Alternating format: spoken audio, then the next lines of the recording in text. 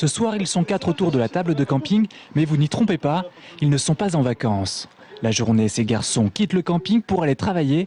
Le but de leur séjour, apprendre à devenir conducteur de train. Quand on se retrouve en chambre d'hôtel ou en appartement, en appart-hôtel, ça a ce côté froid, alors que là, tout de suite, voilà, justement, ça a ce côté vacances, et puis on sent un peu chez nous ici. Comme on est en formation, on a beaucoup de boulot le soir, donc beaucoup de révisions. Et après, on se remet en mode campeur, donc vacancier, un peu de sport, l'apéro entre amis.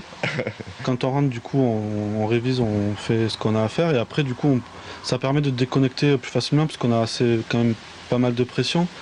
Et du coup, l'esprit de tous les gens qui sont autour de nous, quasiment, sont eux en vacances. Du coup, ça permet, nous, de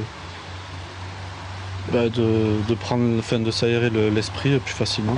Philippe, lui, a l'habitude de suivre les chantiers un peu partout en France depuis 5 ans. Et pour travailler sur le chantier du tramway de Tours, il a posé sa caravane ici il y a 6 mois.